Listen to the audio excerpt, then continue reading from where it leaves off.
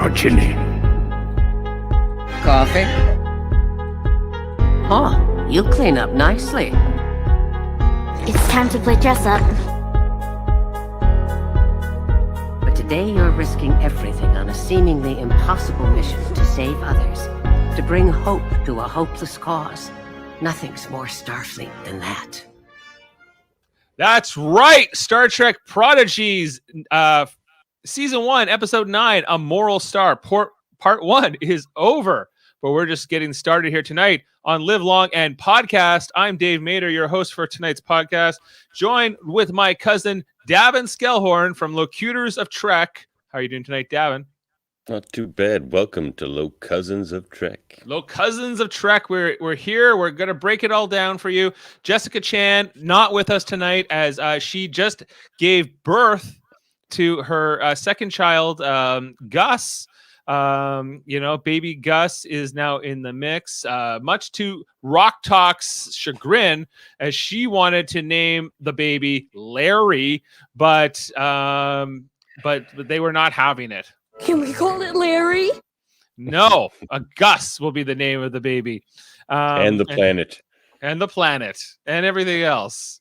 Yes, but congratulations to Jessica Chan, of course, and to Michael Chan, our both of our friends who recently had their child. And hey from Newfoundland or Newfoundland. Hey man, how's it going up there? Is it cold there too? It's gotta be as cold in Newfoundland as it is in Nova Scotia, right? I would think so. It's cold, really cold here right now. Yeah, it's cold in Ontario. Only -2 Celsius at the moment, but I think our low today is -14. And Sam saying, I just started watching Star Trek because of this podcast. Well, then we are very happy for you, Sam, and we're glad that's awesome. Hey. We're glad, and we will be talking. Sam's a regular on my other channels, Super Mader Brothers Podcasting. Big fan of Big Brother and Survivor and other things. So, since you're in Newfoundland, send us a 6-pack of Black Horse, would you? What's that? Oh, so it's good beer. Beer with out of iceberg Newfoundland? water, I do believe. Yeah. Iceberg water. Yeah, All you right. just drag them in, melt them. I think. Yeah, they took down the Titanic. We can drink them. Yeah, why not? Hey, why not? Power, more power. Gain its strength. The Titanic's strength. More progeny. It's funny, those first 2 sound effects you played during the countdown, it's like pretty much what I think of when I think of this show. It's just like progeny, coffee, Progeny. Coffee? yeah. Progeny. Yes. Sam says it's not bad here, and I'll send you some lambs. He's gonna send you some lambs. All right. So I think he's just old enough now to buy them. I think he just had a birthday. So excellent. Anyway, so this is not the season finale we are covering. It is like the part B, part 2 of the first season, because there's going to be more episodes to come out that will be classified as season 1, but they won't come out to like the end of this calendar year. So like in 12 months from now, we'll get the rest of season 1. I say that's season 2. If you have that much of a gap between episodes, it's no longer the same season, but I don't decide these things. It's not up to me. So I say 5 years from now, we'll still be on Prodigy season 1. It's always season 1. Yeah. It's never not. They're like season 1 started in 2021 and ended in 2023, and that could be a real thing. But we're here to talk about A Moral Star Part 1. This sort of the 2-parter. Now, when we had the premiere, they put those 2 episodes together. That was Lost and Found. They didn't do it for this one. They split them up. We're going to see them spread over these 2 weeks. And so Davan, what was your take on this one? This is they're kind of the Diviner storyline is culminating. They're forced back to Tars Lamora. Is that I said that right? Tars Lamora. I think so. Yeah, like the asteroid mining colony, the prison where they were previously incarcerated. Yes, his birthday's on Saturday. Right, that's right. And would you guys ever do a Toys I have seen that on Netflix, the Toys That Made Us, the episode of Star Trek. Definitely, I think so. Yeah, I think a one-off. That's an easier ask. A one-off ask is an easier thing than the Gilligan's Island podcast, Sam, because the Gilligan's Island podcast is a big commitment. And same thing for the first episode. Same thing for the first episode of Deep Space Nine. It's 2 parts. Well, you're in luck, Sam. That already exists. That's that Jeff and I did that years ago when we started the Deep Space Nine at 9 podcast. If you look in our playlist, you can find that. All right. So back to Star Trek Prodigy. Yeah, Emissary, part 1 and 2. So a moral star. There's not a ton of stuff that happens in this episode. It's just a lot of setup, but I think a lot of interesting things to bring up. So they're kind of coming down as they start this episode from the whole time mock of things, Davan. They are like, hey, Rok-Tahk had to save the day. And then they're like, I can't believe that they emailed us a virus attachment with Dreadnought in it. And he's here now. And they kick the head. And then a message pops out from the diviner saying, progeny, my progeny. And she, never leave your 3D printer plugged in. That's what that teaches you. My progeny. My progeny. Where are you, my progeny? My progeny. I can't stop it.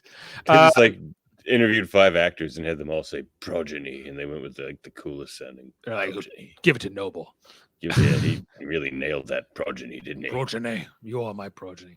And so his ultimatum is this: bring me the ship, and I will give you the other prisoners, the unwanted of Tars Lamora, the ones who didn't escape with the ship, and so there's a real moral quandary here. They kind of sit down and they talk about the options, and they only have enough juice in the proto drive to do one proto warp. They can go to the Federation and see if they can help them, or they can go and do this trade. And so Dal is like really kind of put into his own tough situation.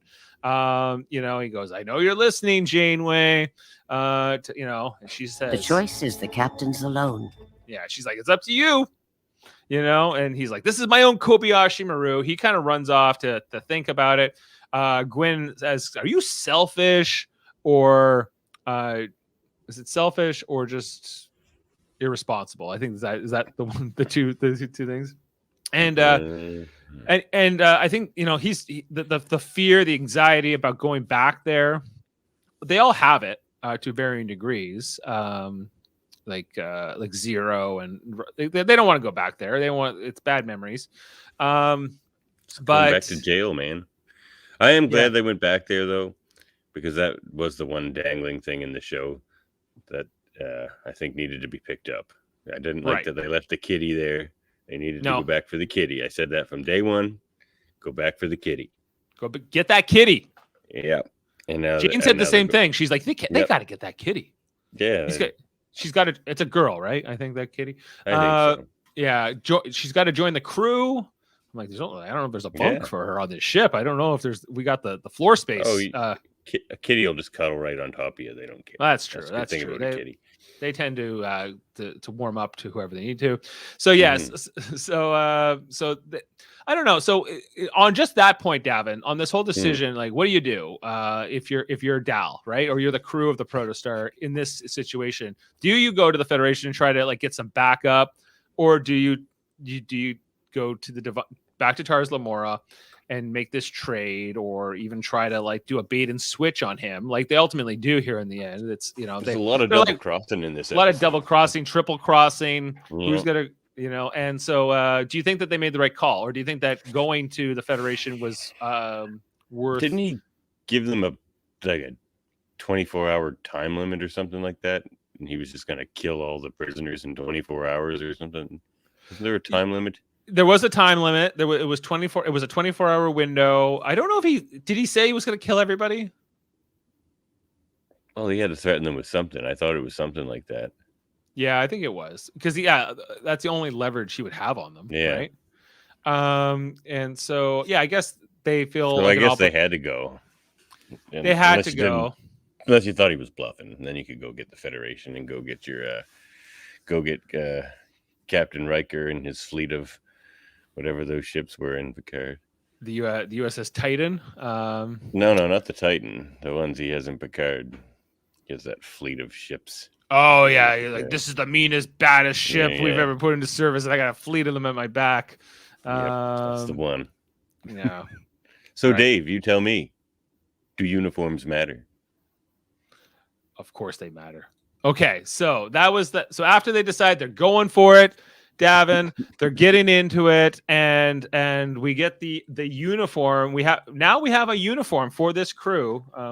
So let's bring this up and have a look. It's also our background here, but we see that they come out. Janeway says, "You guys clean up nicely." And she actually joins in on this and gets her own uniform that matches this style. She's out of like the old Voyager DS9 era uniform. It's time to play dress up. You know. So does Suddenly Zero I like feel paint himself or underdressed. something? Does Zero like paint himself or something? Because he seems to be wearing the same sort of design, but he's not wearing a uniform, is he? Zero's got a very. You can get a better shot of it. Here you can see a little bit more here on this. Yeah. Davin, It's yeah. like paint. So it's more paint because Zero doesn't really have a body. Zero is like a casing, right inside the Medusan who lives inside. So yeah, it's more of just a badge and some paint and whatever. But I thought that the uniforms actually, like, as much as like I'm glad that they have a uniform and their own identity here. Like, let's analyze these a little bit because you know, some Star Trek fans gloss over these things. Some don't pay attention. They're not. Who cares about the fashion, the costuming? I do. I can tell you that much. Low Cousins of Trek, I'll tell you that. Here on Low Cousins of Trek, we're going to break this down. And while I'm glad they have their own uniform and everything else, I think that these I don't want to say this is my favorite uniform. I would like a little bit more color in this. Something frankly. to maybe separate the the divisions. Well, yeah, I don't see any yellow on Jankum there or something, maybe. Or I don't really see any division colors. No. I think maybe it's because they're all cadets. Maybe these are cadet uniforms, so they're all the same. Maybe, yeah. They look similar to what Chakotay's uniform looked like when we saw that hologram flashback of his. No rank insignia because I guess none of them actually have ranks. These two stripes around the cuffs that only Rok-Tahk and Gwyn have them because the rest of them are like wearing gloves or something like that. As we mentioned, Zero's not really wearing anything. Zero just painted the uniform on to the casing. So color aside, because they could use some color. Agreed. What do you think of the design? The design's fine. I think it looks better on some of these characters better than others because they're all varying shapes. Like Dal and Gwyn look like normal people, but you know, I'd say Jankum Pog and Rok-Tahk look like Danny DeVito egg people from like how he looked in like Batman Returns when he was wearing like that onesie thing. And so it's not as flattering on their figures, I would say. But it looks fine on Gwyn and Dal overall. Yeah. Interesting kind of top of the arm shoulder piece there. Yeah, it's kind of like with a diagonal look to it and everything else. And now that they're like out of their civilian wear, I hadn't put this together all season that Jankum Pog's right hand is like, I guess, some kind of a cybernetic device, right? Or is that just like a gauntlet he wears with his tools in it? Well, we saw like in like one of when they're preparing for the mission, like he takes the hand out at one point and like something else comes up. Like another tool comes up, not a hand. So maybe I don't know if I've seen both of his hands at once or not yet. But yeah, it's just a little bit interesting. But because I was like, are there ranks here, or is there some? I'm looking, I'm studying these very closely, and like these two stripes that we see here on Rok-Tahk's uniform on the cuffs. I don't like Gwyn also has them, but the rest of them are wearing gloves or something else. So it's hard to kind of put that all together. But anyway, so they got their uniforms. overall, I'm glad they're not just looking like civilians. Yeah. I guess anymore. They look like a crew. I like that they did it a bit slower than like, thinking back to Voyager, right? In their premiere, like at the very end of that premiere, like Chakotay and B'Elanna Torres, or who are Maquis, they're in the uniforms by the end of that pilot, right? So, and that's not even 2 hours. Yeah. So here they kind of like they took their time and they spread it out and they kind of like settled into that they were going to be part of the crew more directly in about 2 hours. In about 2 hours, right? That's how long it takes to get ragtag people into crew uniforms. About 2 hours in Star Trek. Yeah, and what do we think about Janeway's uniform? I mean, I like it better. I like it better as well. I like that it has a division color. Does it? Like this little bit blue? of a no, the red. Do you see that red stripe of the piping along the top of her shoulders? So it does. Yeah. Okay. Yeah, that is better. Yeah. So it's kind of a weird place to put it. You can't really see it very well. You need to be able to see that color in the front when you're you have an officer coming toward you. You need to know whether to suck up or not. Sometimes the division color is subtle. Sometimes it's the whole shirt color. So it varies. This is but compared to like the rest of the cadets, to Dal and the rest of them, I just like this coloring a little bit more. I thought it looked a little bit nicer. It's funny though. You think on a kid show they'd have license to be like wildly colorful. Yeah, exactly. Like that was my thought. I was like, if you're gonna do uniforms, you think that they'd be bright colors, but no, they went kind of like that. I'd say that diagonal. Cool, that diagonal like triangle look is kind of reminiscent of the Next Generation uniform a little bit. Something that's asymmetrical. So hey, it was an exciting moment. It made it made me feel like the crew was really like coming together here. And it was the show is finding its identity within the greater Trek universe.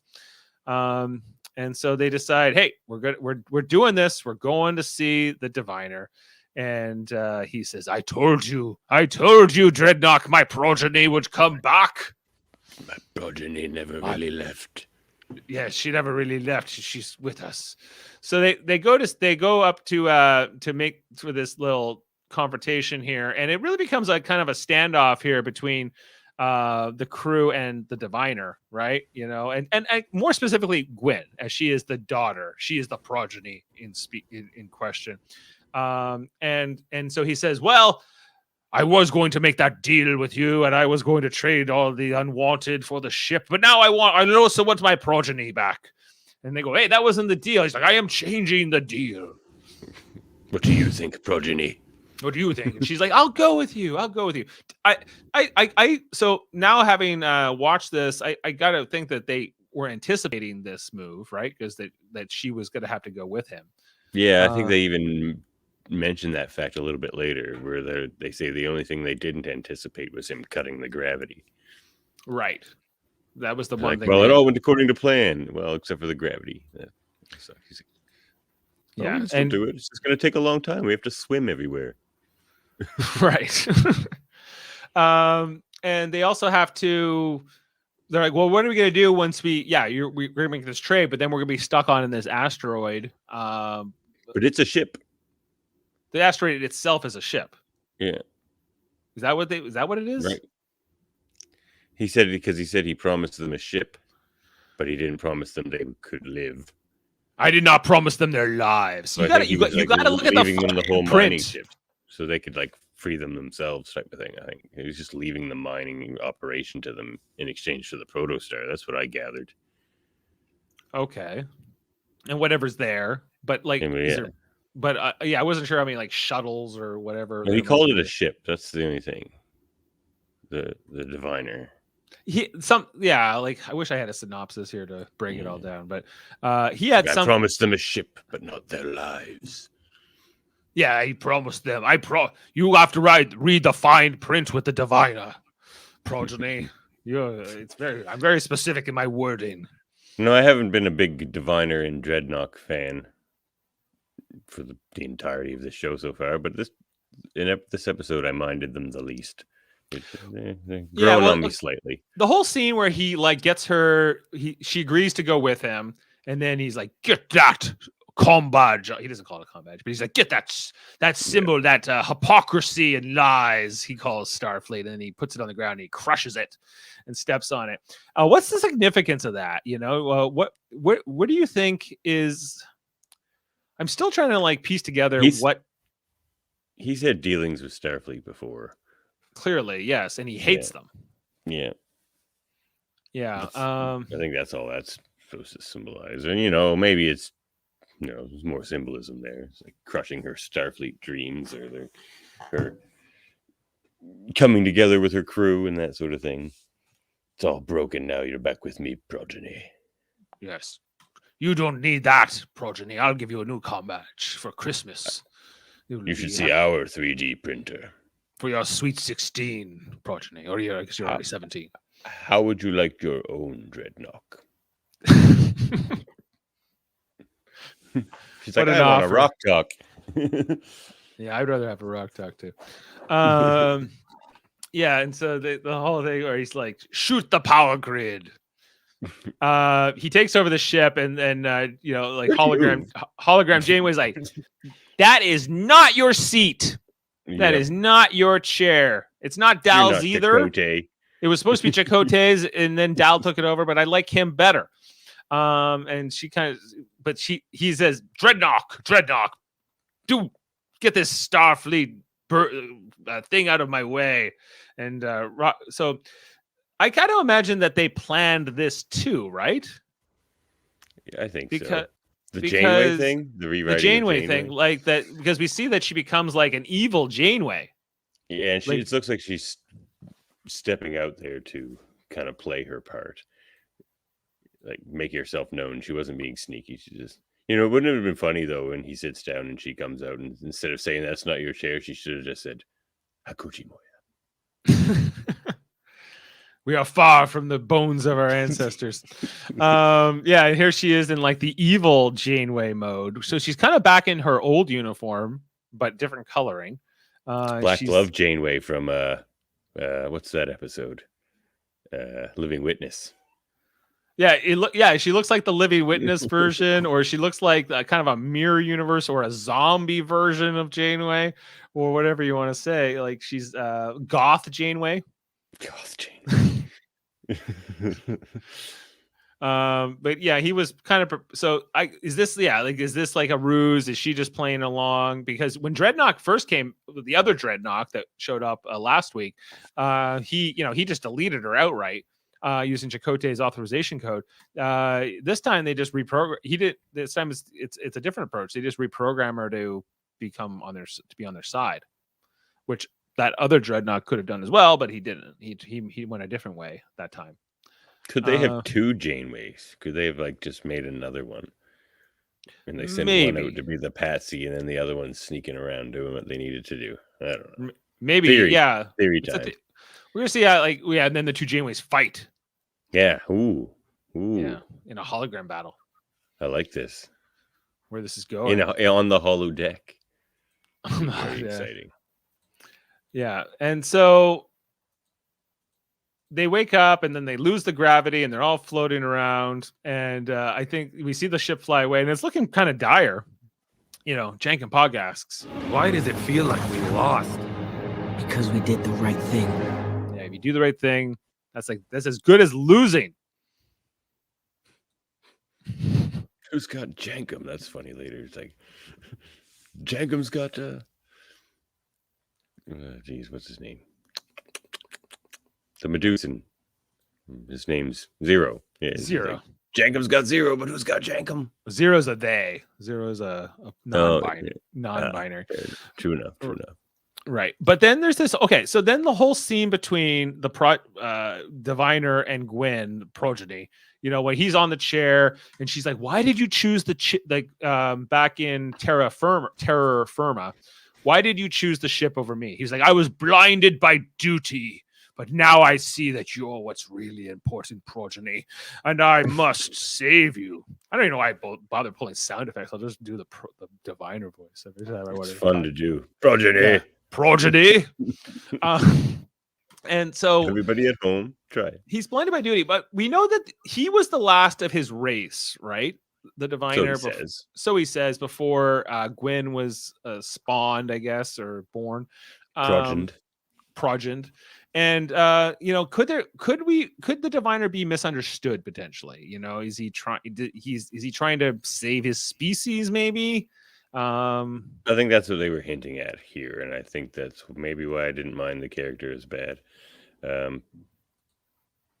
Yeah, because he says you'll understand. Like, he seems pretty confident that she'll eventually be on his side, which after everything he's done, including trying to murder her friends, is a pretty bold statement or thought for him to have. Well, why doesn't he just tell her what's up if he feels so that was righteous kind of about annoying. Like, she keeps asking him. She's like, "Can you tell me now?" And he's like, "No, Progeny. No, not see." Yeah, right. And Dreadnought still has no time for Gwyn. Like even earlier where he's like, I want the Progeny. I want you, Gwyn, to come with me, Progeny. And he's like, Dreadnought's like, this is dumb. Like, just forget about her. Like, he's gonna get sick of both of them. Yeah, he's like, I can't handle this anymore. But they have like this whole thing where they do like I guess it's like almost like a telepathy, right? Yeah, have they done this? I guess they made. There was a few scenes with these two characters early on, and then she kind of like ended up on the Protostar, and their interactions have been brief throughout the rest of the season. And so I was like, what is the name of this species? What are they doing? I'm hoping we get more answers. I'm still. What the hell happened to Chakotay? What's going on? I want to know. Yeah, save the kitty and then Chakotay. Yeah, in our priority list. Okay, get that cat a home. Number 2, where's Chakotay? What happened to him? And 3, what's going on with this diviner? Why is he? What's motivating him exactly? Because 4, who else is on Chakotay's crew? Yeah, was there anyone else? Because we know there was Chakotay, and we know there's a hologram Janeway, and we know she's okay. So they wouldn't have sent Chakotay off by himself with a hologram, would they? No. He must have had at least a small crew. Yeah, right. At least B'Elanna. Maybe. Yeah, he would want her. He always was vouching for B'Elanna. But then after that, he's like, "You are hiding something, Progeny. What is it? Mm-hmm. What are you hiding?" And I smacks her to the ground. It's like, geez. Yeah, and they're like, "Oh, they stole the proto drive. They just here you got the ship, but we took the proto core, which was smart." And then they're, well, where is it? And it turns out it's inside Murph. He's indestructible, and he can contain. And so they had a fake 0 here. Where do I have the Murph shot here? Sorry, I'm trying to find it. No, it's hard to find. This is why I gotta take pictures in advance, because it's. Yeah, there he is. Yeah. Murph's, and she's like, it's a good thing he's indestructible because our faces would be melting off right now from this proto drive if he wasn't. And so this was like, oh, look, that was kind of clever. And so it was never the real 0 in that. What is Murph? What is Murph? They're pretty awesome. Yeah. Indestructible. Murph is like more like a pet than a crew member, but no uniform for Murph. No. Well, he's got zeros on. He's got zeros on in this one. But they're like, come on, Murph, time to... Yeah, that was... because I had played the clip earlier. It's time to play dress up. It's time to play dress up. But it's more about Murph, who was dressing up as 0 here. So, like, good on the crew and coming out for this. And they kind of just fly away, and this kind of adventure continues. Well, we get the to be continued, and it's kind of, like, so we're saying, like, plot-wise, this kind of is kind of brief. Yeah, didn't do a lot of things, but it definitely felt like a they fly off like in serious. So how many crew members, how many unwanted are there here at Tars Lamora? How like Kitty it's aside, hundreds, right? Right, it looks like hundreds, maybe thousands. And they said we couldn't even fit all I'm these thinking people. hundreds because they seem to have some familiarity with each other, the prisoners. Whereas if there were thousands, you probably wouldn't recognize as many people or have that kind of familiarity. Right. And the prisoners have no translators. So they can't, unless they're of the same species, and even then the same language and within the same species. They can't really communicate too much, but they kind of like they're look, ship is when the protostar is flying in here. And so now they're going to take the fight to the diviner. Gwen is on her own on the protostar along with Dreadnought and the diviner and evil hologram Janeway, maybe. And maybe not. So sneaky hologram Janeway. As much as I'm saying, like, I need all these answers, I want to know what's going on with Chakotay. I need to know. I don't know if I'm going to get all that next week. No, not next week. No, I don't think we're going to get any Chakotay stuff next week. Yeah, and I didn't realize I was going to care as much about that stuff as I do, but I seem to be hung up on it. What's happening with the Kuchi Moya?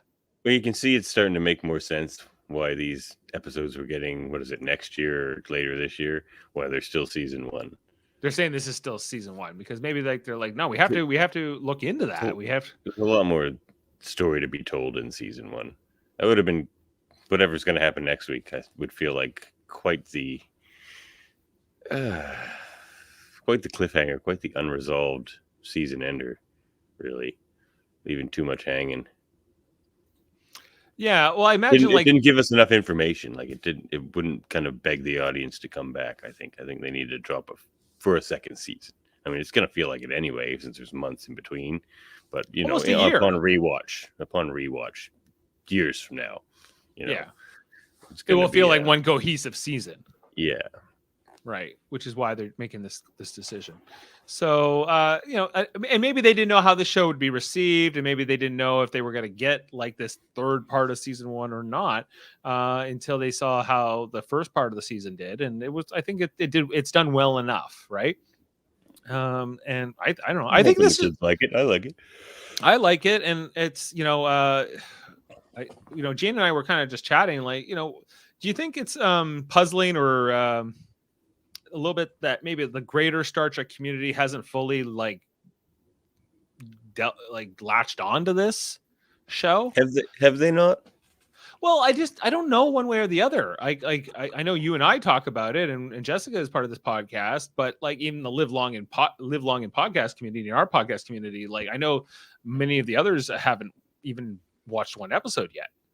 Well, in my limited dalliances with the social media world, people, from what I'm seeing, people seem to be pretty high on it.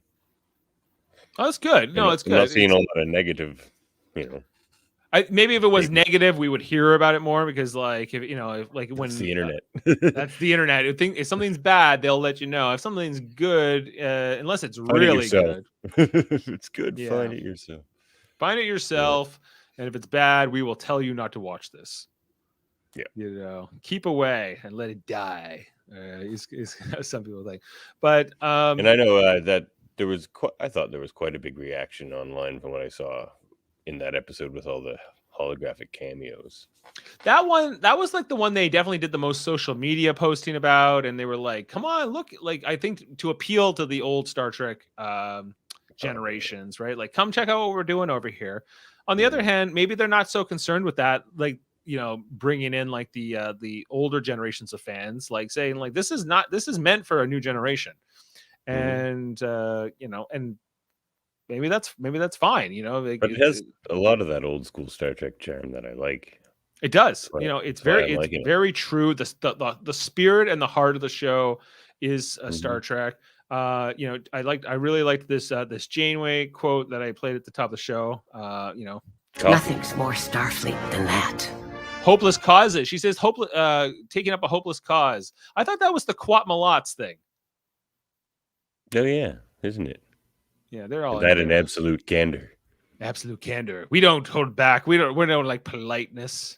That's not the Romulan way. That would be like a Tel Shiar kind of move. Yeah, it's just like our Klingon host over at Locutors of Trek. Just like him. Speak us in your heart. Yes, glory to you and your house. Yeah. There's my, You know, the intro is really growing on me too. I really do like the intro to this like, show. do. Yeah, and the Michael visuals and stuff, Giacchino. too. It's good. I like it. Glory to you and your house. Yeah, you got the eyes there. Yeah, like the crew. Kate Mulgrew, I think, is one of my favorite parts of this show. I just played a new episode of Star Trek Online last night. Yeah, the new one with her and Tilly, I hear. Yes, it's a mirror universe story. So you're mostly dealing with the mirror universe version of Janeway, who's more like a 7 of 9 type. She's like a Borg queen or like a liberated Borg, and then Tilly's there as well. And it was very interesting. It was a very interesting story, and so it had all of Kate Mulgrew's voice work. And I'm like, she's a really good voice actor on top of being a good stage and TV actor as well. A solid actor. Yeah, she's very, very good, Kate Mulgrew, and in this, I think she brings like a very like this adult feel. I think she's our proxy, for the older generations, for the watching it, and the rest of the crew are the kids that don't know any of this, right? That's why I'm like, hey, you could throw some I think the kids would like some color here in these uniforms. That's all. I agree. I agree with that. Give them a box of crayons, see what they do with them. Rok-Tahk would look good in a blue. Yeah, Rok-Tahk's the science officer, right? Or maybe they don't want to pigeon. Maybe they don't want to pigeonhole them into those roles yet, or into like we know that Jacob Bog's the engineer. That one we know for sure. Yeah, Dal's the captain. I guess Dal's the captain. I guess Gwyn is the communications officer. Communications / She feels like the first officer, though. And to me, she feels like the security officer because she's a butt kicker. She is as well. And then what's Zero? Zero's the helmsman. Seems like it. And sort of the in a way I guess the helmsman's often like the on the con there because he's like the information guy too. Right. Yeah. And has different abilities as well. And then Murph is the indestructible protostar baggie. They like that. Whenever you need a MacGuffin, you can call on Murph. He's in cetacean ops. He's in cetacean ops.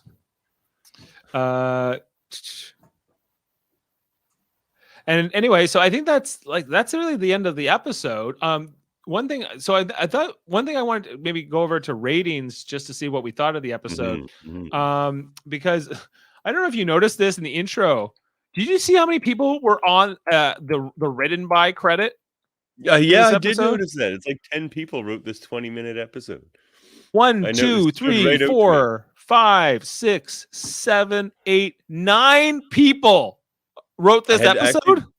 I went back because I saw that it was like bugging my brain, so I went back immediately to see if they were saying that's how many people wrote for the entire show, the entire series. I was like, oh, they're just giving everybody credit now on this last 2-parter or something. But nope. But no, like, yes, this is clearly like, it's like the entire writing staff. Like, don't they have like Writers Guild rules against this kind of thing? Like, I thought you have to like sort of get it down to a few, like 2 or 3 names. Do you? At the end I think so. Like, I've never seen this before. I've never seen this many names. And I know that like, within a writer's room, like many people might contribute to a given script, but usually you just see 1 or 2 names sort of end up on the final version of that. That's a good point, because you do hear on Deep Space Nine how they would have the whole writer's room with the 5 or 6 of them in there, and then by the end of it, it just says Ira Bear and Robert Hewitt Wolf. Right, exactly. Yeah. But you know that like Ronald D. Moore had an influence on this scene or this dialogue, but didn't necessarily Maria and that crew. Right. So I was just like, I was maybe that like, I don't know, like, I'm not saying that there's anything wrong with it. It's just like, it's a bit puzzling. Cause I was like, how could that be? Like, unless there was like 2 ideas that got put together here or the fact that this is the first of 2 parts. And they're saying like between the 2 episodes, still a lot of writers. Yeah. So anyway, that's just, there was only 1 director. So usually, now that we've got to the ratings, is 10 heads better than 1 or 2? Well, let's find out. So okay, so a moral star part 1, which will be, the conclusion of this story will be next week. But just on how this episode looks in a vacuum, I'm going to give it. I'm giving it a 9. I thought it was pretty good. Yeah, I was thinking 9 as well. 9 for Davin. We'll get Jessica's rating next week. It was currently sitting at an 8.7 when I checked a short time ago. It only had 30 votes at that time. It still only has 30 votes on IMDb, but it's a pretty good response so far. So, and let's just see. Well, obviously, you and I both give it a 9. I was like, what's the average? It's gonna be a 9. It's gonna be a 9. Yeah, so good episode.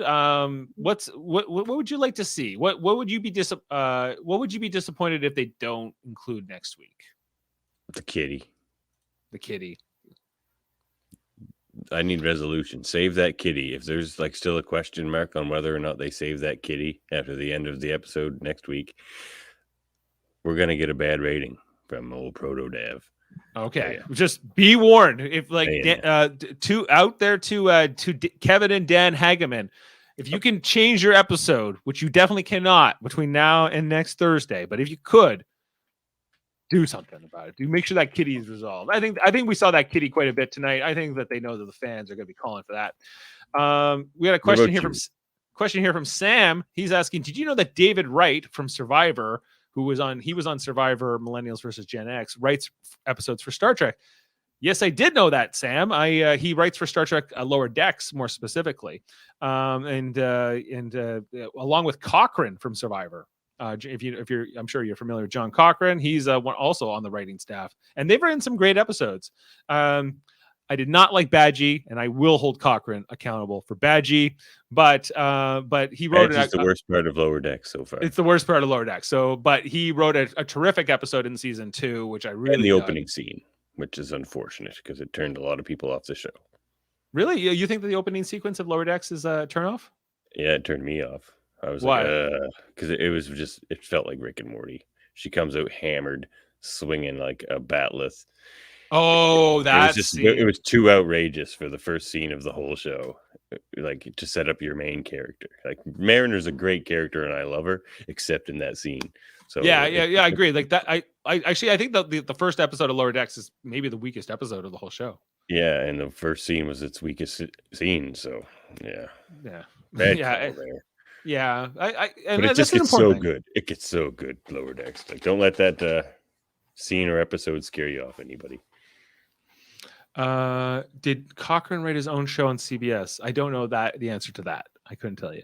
But I know he wrote at least 2 episodes of Star Trek Lower Decks. So, and one was good and one was bad. What was the good one? Let me look it up. And the whole Badgie episode wasn't bad. Not the whole episode, but like, character was annoying. That character in particular was not my favorite. Cochran also wrote. He wrote season 2 episodes. He wrote season 2 episode 6, "The Spy Humongous," which is like, "We tricked you, Janeway." Oh, that was a great episode. That was that deserves a plug just for that scene alone. That does. We tricked you, Janeway. We tricked you, Janeway. Where are you? I want that crossover since Janeway's on. We tricked you, Janeway. We never wanted peace. Rumdar was a spy. What did you learn, spy? The Enterprise has the biggest bathrooms ever. Yes, it does. That's great writing right there. There you go. And it just said written by John Cochran. It didn't say written by John Cochran in the entire Lower Decks writing staff in that one, nor did any other episode. But hey, I don't run the thing. I don't run things. So yes. So hey, there you go, Sam. Star Trek and Survivor have ties. They have crossover, connective tissue. And more there. So Davin, this is all going over Davin's head. He's not a Survivor guy. So, but I saw the first season, which apparently was 40 years ago, even though I'm only 36. Well, they do 2 seasons a year, so yeah. Survivor time works. it's roughly 2 seasons a year, and that's what we're up to 40. We're going up to season 42 this March. See, it's like the opposite of Prodigy. It's like it's kind of like that because they didn't say this is like season 1B with a No, every time they start the game, One season every 6 years on Prodigy. Yeah, Survivor's ready. Yeah. Do you think that we would see like a death even in this crew potentially? You know, there will be like a loss. Could there be a Tashiar among this crew? I think if we ever see something like that, it'll be either Murph or Zero. Zero, at least humanized. You don't think it? Well, could it be Gwyn? You know, No, could she? I don't think so. You think that she's here to stay? I think they might tease something like that. They might make the audience think she's dead for an episode or two or something. But I don't think they would ever kill off Gwyn or Dal or Rok-Tahk. Because it's interesting in the opening credits, it says like they co-bill them, right? Ella Purnell and who does the voice of Dal? Brett Gray. You know, like they're kind of they're almost co-equal, right? We're saying like Dal's the captain. She's kind of like executive officer / co-captain. Kind of the main character, at least as far as the plot goes. Yeah. There was kind of a moment tonight where like they hugged and like I was like, are they shipping these two? Are they romantic? Or is it just a friendship? Ship. So they're shipping as long as they're on the ship. Yeah. We're shipping them. As long as they're on the ship, we're shipping them. We're shipping. I'm kind of curious for this being a kid's show, what they do with their relationship and what they'll want to do with that relationship or not. Like I think they're just building a group of friends here. But there's something more to them, to Brett and Gwyn. Or sorry, not Brett, Brett's the actor. To Dal and Gwyn. There is. Now that could just be the building of sort of the captain first officer sort of dynamic relationship. Yeah, I'm interested to see where it goes and how that goes over time. But like they're from a leadership perspective, and I guess like with Janeway sort of being this authority figure, they're kind of like, even if you want to look at them as a group of friends or a group of siblings, even they're kind of like the senior of the group, right? It's funny in this show, Janeway's like Admiral Nechayev. You broke the Prime Directive and you didn't even mean it. Do it right. So next time, poison all the Borg, Jean-Luc. Yeah. Your job is to safeguard Federation citizens, not wrestle with your conscience. So genocide today, conscience tomorrow. Yeah, we'll deal with that at the court-martial. Come on. Yeah, the court-martial. Your court-martial that we'll have to still put you through. Sorry, it was my idea, but you're gonna have a court-martial. Yeah. Just like when he lost the Stargazer. Court-martialed. No. Maybe Pressman. Maybe Pressman. Maybe we never got there. Okay, so I think that we can kind of I think I've said what I need to say about this particular episode until we see the conclusion. But really promising start, and I'm going to be kind of sad when this ends. Although it's not really over, we're gonna get like more episodes. I just got to wait like 11 months to find out what happens. Season that never ends. Hey, I didn't even know that what's her name from Lamb Chops play along, Sherry Lewis. Sherry Lewis. She wrote an episode of Star Trek. Did you know that? What? Yeah, a Star Trek the original series. What? Yeah, she. What? This is mad trivia. Yeah, this is it. I know.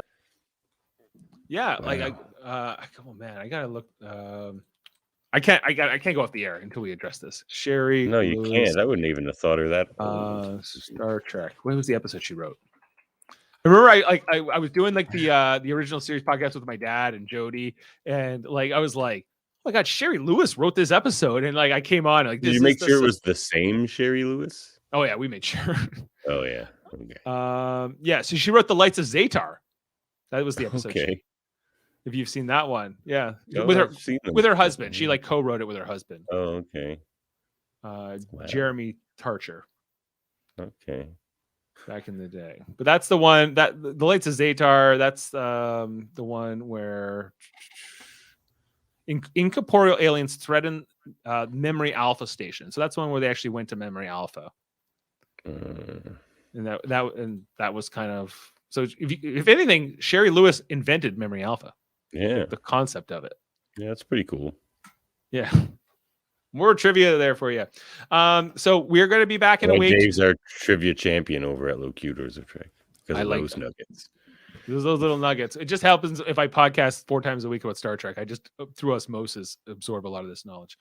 But yes, it was funny on my little clock here. The Lights of Zatar poster just came up as I said that. Who's to say? Who? That can't be a Who's listening? Sherry. From heaven, yes. Yeah, so we'll be back in a week's time to talk about the finale of A Moral Star Part 2, hopefully with Jessica. We'll see. And then when that's over, and Gus and the whole Chan clan, we will be back in 2 weeks to talk as Star Trek Discovery. There's so many Star Treks now. Star Trek Discovery's 4th season is picking back up again. Going to be talking about that with Adam Woodward and Michael Chan when that comes back in February. As well, every Monday night we talk about Star Trek Enterprise along with Jodie Simpson and Adam Woodward and Kevin Millard, talking about all those episodes in order. What's my Enterprise theme song? Here we go. Going where my heart will take me. Yes, that's right. And then Reach any star. Sorry, you can't get me started. No, I can't. Where's my Cisco too? and then on Tuesday nights we talk about Star Trek Deep Space Nine along with Mr. Cisco, and the best is yet to come. The best is yet to come, and babe, won't it be fine? Now you speak my language. That's right. So check out. We'll be talking about that with Kevin Millard, Ashley Millard, Jaemeel Robinson, Davan Skelhorn as well. Every Tuesday night. We are now into season 5. We just talked about the ship last night. We'll be back in a week to talk about looking for Parmak in all the wrong places. One of my all-time favorite episodes. So we'll be talking about that next Tuesday night on Live Long and Podcast. Additionally, here on Live Long and Podcast, we do something called Star Trek Radio Theater from time to time. And at the end of December, we did something. We did Star Trek First Contact. It was like a script read. We've done a bunch of these over the last 2 years. This was our season 2 finale. I played Picard. Davin played Zephram Cochrane in that production, and all of our friends played different parts. It was a lot of fun, and we just put out an edited version of that. You can find that on our YouTube channel. And actually, I put up a bunch of our edited Star Trek Radio Theaters. Yeah, so Dave's ambitious today. Well, I was just kind of I already had them, so I was just like putting them to video and posting them to the channel. So you can check out that in our playlists. A bunch of those edited versions, which are just a bit more of a complete listening experience with backgrounds and sound effects and some of the pauses taken out. So make sure to check out that. Also, make sure to check out Davin's Star Trek podcast. It's called Locutors of Trek, which you guys do many different segments. You can even hear us sing like Ben Cisco. We do all kinds of things over there. Singing, you do trivia. We sing, we dance, we laugh, we cry. Yes. Writers' room pitches, Klingon trivia challenges, all kinds of different things. Lots of fun. What's coming up on Locutors of Trek next? Tomorrow I should be able to put the supplemental The Many Faces of Jeffrey Combs up for your enjoyment. If not tomorrow, the next day for sure. And then I think we got a Debate 9 coming here pretty soon, but it's a bit of a slow month at Locutors of Trek. I got to move. Yeah. My fellow locutor Dave is kind of busy this month, so it's going to be a bit of a slow month, I think, over at Locutors of Trek. But we'll get some things out there. Maybe another Trek Clicks adventure. So. Oh yeah, the Hero Clicks. Yeah, the Hero Clicks. We play games. I've never played that. It's fun. That's where all those little ships I'm always showing you. Yeah, I've seen those at the store, and I'm like, oh, maybe I would buy this. But then I was like, maybe. They got shirtless Kirk. Oh, they have like characters. I thought it was just ships. Oh yeah. Oh no. Yeah. Here's Data. Or who is that? No, this is Thomas Riker. Oh, Tom Riker. Yeah. He's still defiant.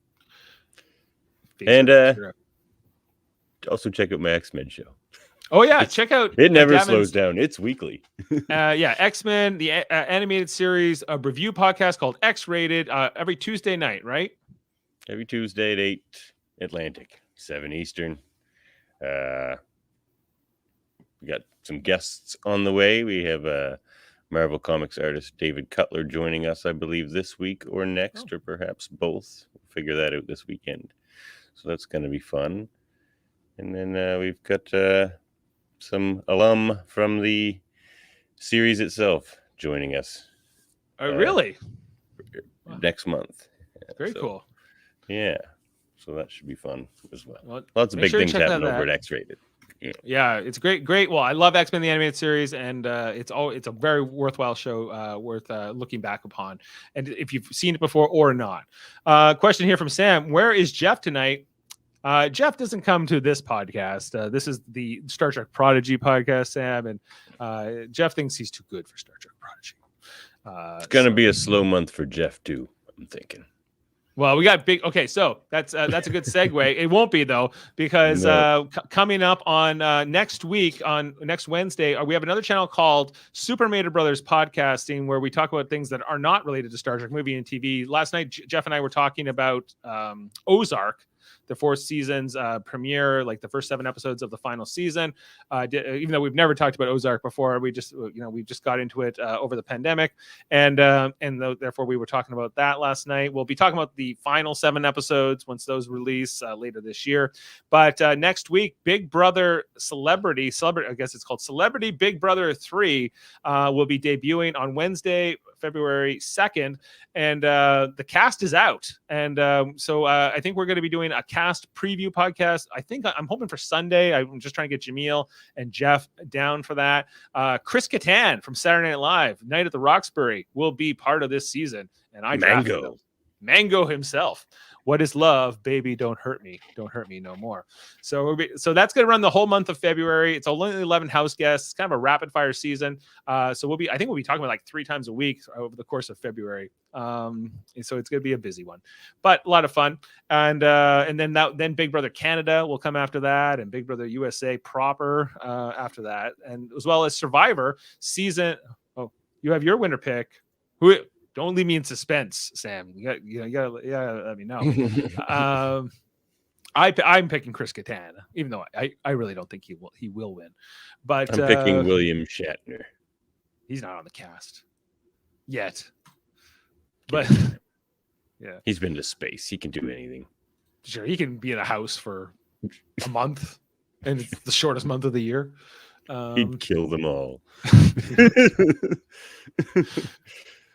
And I think that's most of the. Oh, and then Marvel is the other thing we talk about on Super Mater Brothers Podcasting. You should also check out. We just talked about Hawkeye. If you liked that, we talked about that first season. We'll be talking about. I guess next thing we'll be talking about is Doctor Strange, the Multiverse of Madness, and then Moon Knight after that, as well. And lastly, just to finish all our plugs, you should check out Trivial Debates, our channel where we argue about movies, TV, sports in a game show format. Davin's going to be hosting the next rendition. It will be on Sunday, February 6th.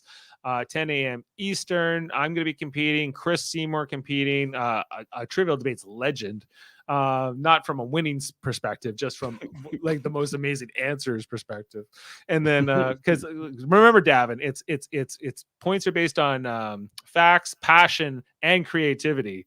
And that's what Chris always tries to bring to the picture. And then Adam Woodward, who's been on many of our Star Trek podcasts, is also competing in this next episode. When is the draft? Oh, we already did the draft, but we will unveil the draft, the results of our draft when we do our cast preview.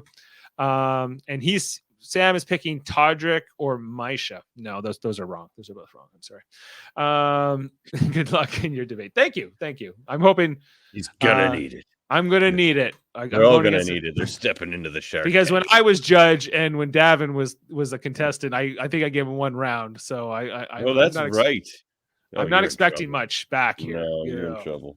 Yeah, I'm in trouble. There's no quid pro quo here. So anyway, that's all of the different. Adam always benefits from our judging against each other. Yeah, Adam's just there. I don't want to show favoritism, because we're related. So anyway, that's everything. So thank you for tuning in and joining us and listening to everything we had to say about this episode of Star Trek Prodigy. We will be back. Progeny. We'd like you to check out our other Star Trek podcasts and non-Star Trek related podcasts. And I think that's it. I think we can close the book. It's 10 p.m. Eastern, 11 where Davan is. And this has been Cousins of Trek. And this has been Cousins of Trek. And on that note, we will sign off and remind you, you are not alone. You're not alone. We're in cat boots now.